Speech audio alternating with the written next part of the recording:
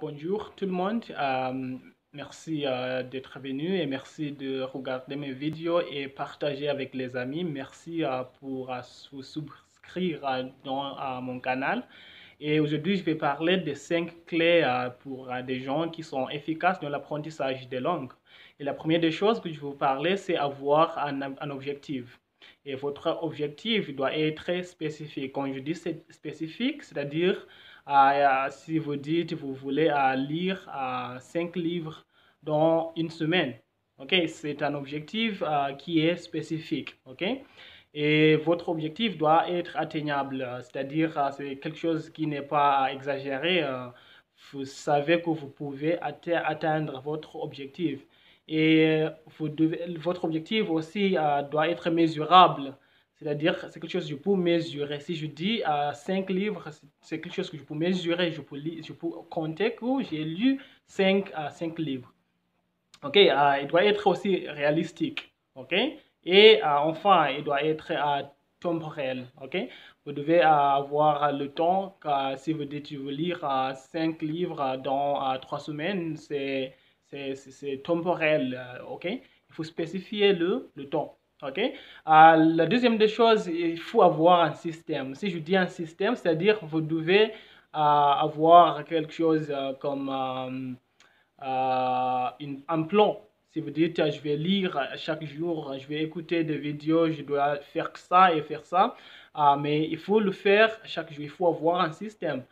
Des gens qui apprennent des langues d'une manière efficace ne font pas des choses au hasard. Ok, il faut avoir un système que vous devez suivre. Si vous dites je vais lire chaque jour, il faut le faire. Ok, il y a un principe de Pareto qui s'appelle Pareto principe, Pareto system, qui était introduit en Italie. Lui, qu'est-ce qu'il disait dans son théorie de Pareto? Il disait que euh, euh, 20% des efforts que vous mettez vous donnera 90% à 80% des résultats. Ok? Alors ça, c'est un système qui est vraiment, vraiment important. Donc, si je dis faire quelque chose chaque jour, ça ne veut pas dire que vous allez faire, je sais pas, lire toute la journée ou 3 heures, 4 heures, mais vous pouvez le faire dans 30 minutes, vous pouvez le faire dans 45 minutes, mais vous allez voir les résultats. Ok? Et là, la troisième, c'est la discipline. OK? Des gens qui apprennent des langues d'une manière efficace, ils sont disciplinés. Donc, il faut être très discipliné. Si vous dites, je vais faire ça, je vais lire, je vais faire ça, il faut le faire. Il ne faut pas juste écrire et avoir un plan que vous n'allez pas suivre. Il faut suivre à la lettre ce que vous avez dit que vous allez faire. OK? Alors, il faut vraiment être discipliné. La communication est vraiment importante. C'est le quatrième point. La communication. Il faut communiquer. Si vous apprenez une langue, c'est quoi la fin? C'est quoi l'objectif final? C'est de parler, de pouvoir communiquer avec les gens. Donc, dans ce processus d'apprentissage, il faut à un certain moment commencer à communiquer.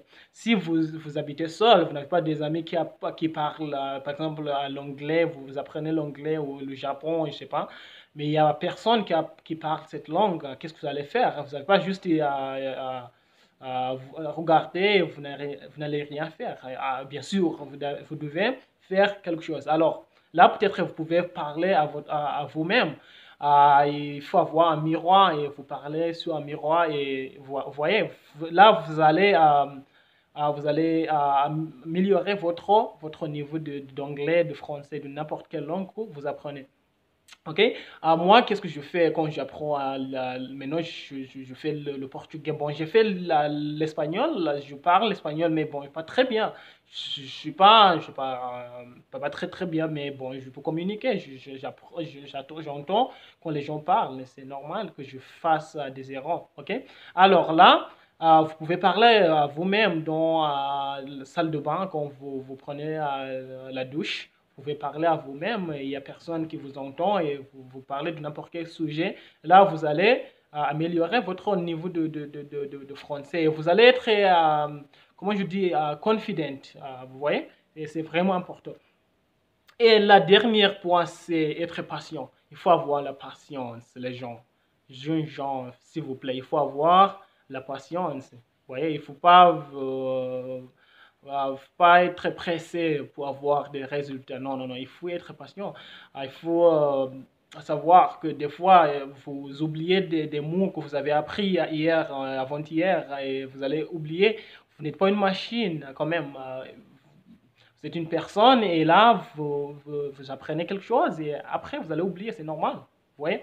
Mais il faut être patient. Alors, si vous avez la patience, c'est-à-dire, vous comprenez que quand j'apprends quelque chose, je vais oublier. Mais demain, après-demain, je vais refaire la même chose et après, ça va être dans le mémoire à long terme, ce qui est à subconscious mind. Alors, c'est vraiment important de faire et refaire des choses. Il faut avoir la patience. OK?